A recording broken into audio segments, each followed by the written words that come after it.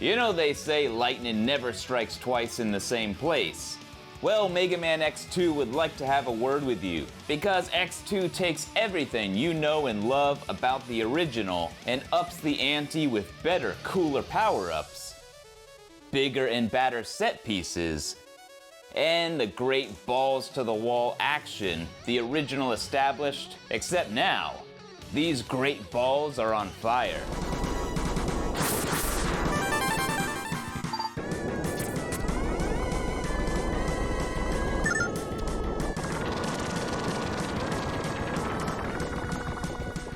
Getting the basics out of the way, the first noticeable difference is X retains his basic dash ability. A really smart choice, as not only is this a crucial part of X's gameplay, but it has you feeling like a powerhouse from the get-go, despite losing all of your armor.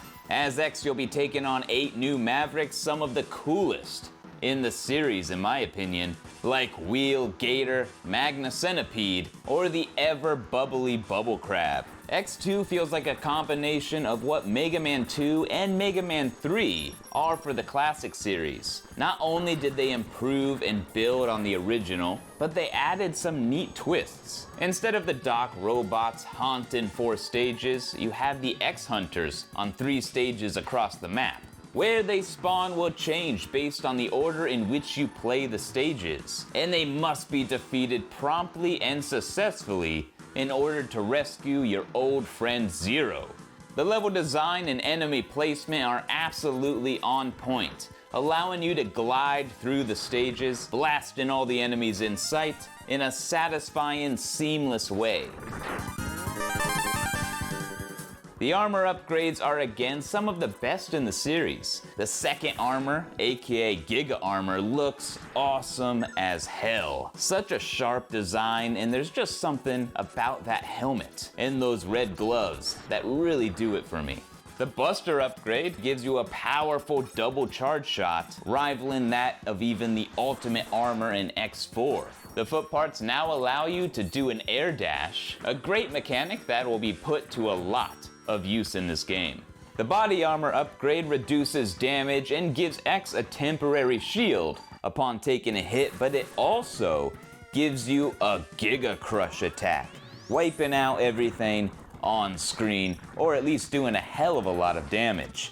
And the head part, well, okay, it's not all that great, folks. It's a neat gimmick that lets you locate hidden paths in the environment, but these locations are few and far between, so it sort of defeats the purpose. It could have been put to better use. But honestly, so could the head parts in X1, which outside of a couple of stages was pretty useless as well.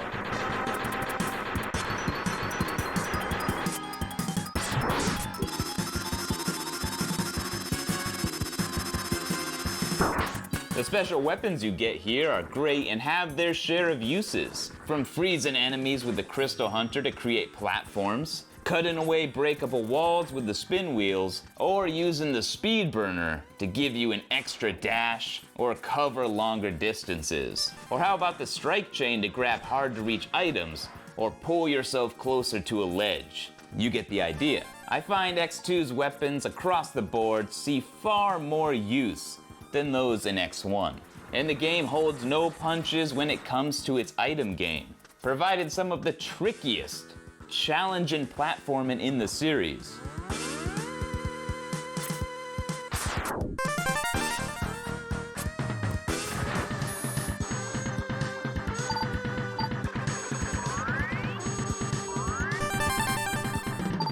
The game allows you to do a clean, streamlined sweep through all 8 stages with no backtracking, and there's more than one way to go about it. Now again, depending on which stages you choose and when, you will have to fight the X-Hunters, but it's not entirely random. They are predictable. When I'm playing X2, sometimes I like to get the armor right away for no other reason than just to look really cool. But as far as a no backtracking run goes, the order I usually do would be something like Wire Sponge, Wheel Gator, Flame Stag, here you'll fight Surges, Bubble Crab, here you'll fight Agile, Magna Centipede, here you'll fight Violin, and this way you have his weakness, and that leaves Overdrive Ostrich, then Crystal Snail, and finally, Morph Mob.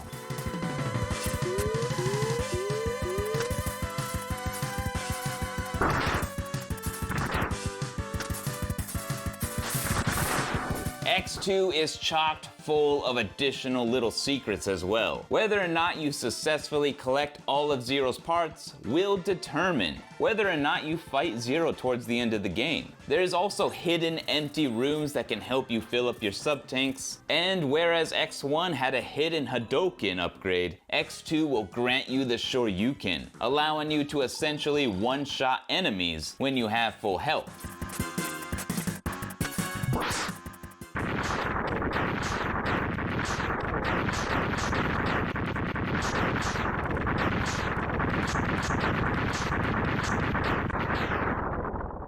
The visuals and audio are great. X2 utilizes the CX4 chip, allowing for neat 3D effects and semi-transparent textures, which they definitely put to use throughout the entire game. And I really love the way X2 plays around with the background at times as well. Characters like Overdrive Ostrich jumping in and out of the foreground. Not only that, but all of the backgrounds are just so detailed, bringing these killer locations to life.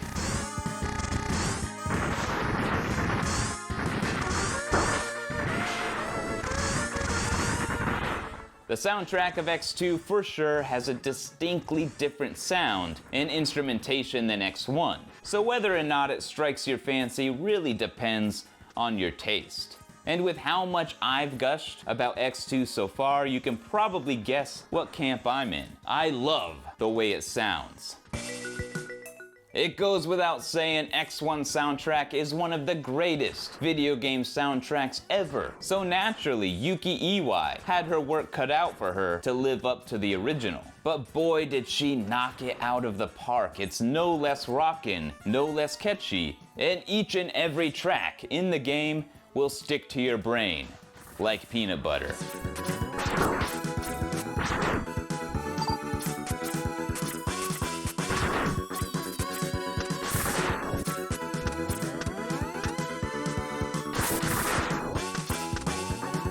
The story of X2 is practically the same, but there are some things about it that I find really engaging. Getting the premise out of the way, from the ashes of Sigma's rebellion, the remaining Mavericks begin their comeback at the behest of a group calling themselves the X-Hunters. So it's up to X to hunt these irregular remnants down. Now, spoiler warning, but surprise, Sigma is behind it all. And you know what? I don't have any problem with that. It's a predictable twist, but Sigma as a villain at this point in the series has not yet overstayed his welcome.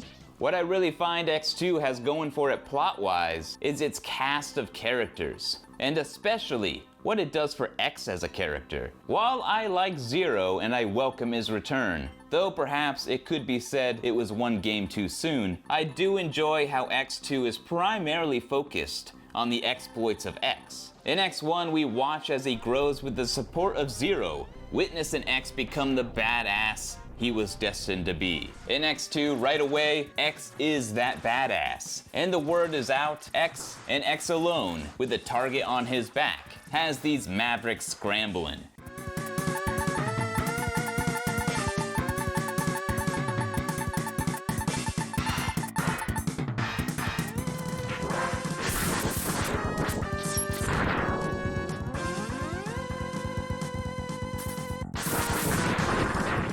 I wasn't yet planning on doing this review, but since I was capturing footage for Metal Heroes X, I ran into some problems, and I actually found myself playing the game 3 times in a row. And you know what? I was having just as much fun each and every time. X2 is my favorite X game for many reasons. There's very few games that I've replayed more than this one. As a kid, it was always nestled right inside my SNES. These days, I do breeze right through the game, and that's not a brag, but that is to say, it really truly never gets old for me. Now, is X2 better than X1? That's debatable. X1 holds a special place for more than a fair share of people, but looking at everything on offer here, I don't think it can be objectively said that one is better than the other. X2 is just as good, though subjectively speaking, I would argue it's better, as it doubles down, pun intended, by ramping up just about every element that X1 had going for it. One of my only nitpicks, and it truly is a nitpick, is in the English localization, they changed all mentions of X to simply Mega Man. And as we all know, he's not Mega Man. And if that's my only real complaint, then hot damn. Mega Man X2 is a perfect sequel to what was already a perfect experience. So I guess you could say it's excellent. Perfect.